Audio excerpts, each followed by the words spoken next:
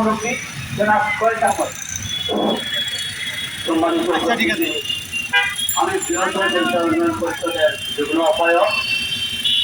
আমি একজন সমাজসেবী।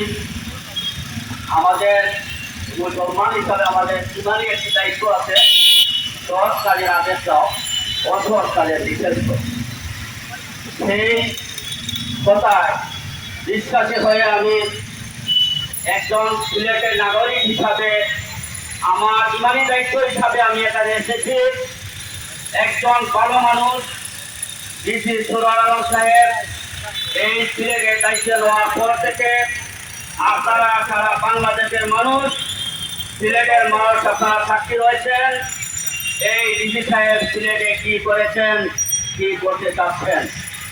সম্মানিত সিলেটের আপামর জনতা, এখানে অনেক গ্রুপজান রয়েছেন, এখানে অনেক নেতৃবৃন্দ রয়েছেন, এখানে সুন্দর সুন্দর বক্তব্য দিয়েছেন।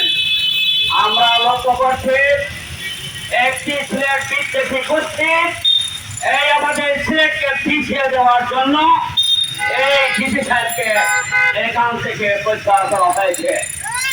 আমরা লক্ষ্য করছি এই প্রবাসী অধ্যুষিত এলাকা আমরা এভিডেন্স সূত্র আমরা এই সরকারের সিংহাসনবাদ এভিডেন্স দিয়ে আমরা সহযোগিতা করে থাকি, কিন্তু আমরা বিভিন্নভাবে সিলেট পিছিয়ে রয়েছি। আমরা লক্ষ্য করছি যে কোনো সময় যখন দেখা যায় এখানের কোনো ডিসি সাহেব সিলেটকে উন্নয়ন করার জন্য পদক্ষেপ নিয়ে থাকেন, সেই সময়ে একটি কুচক্রী মহল এই ডিসি সাহেবের বিরুদ্ধে লেগে থাকে।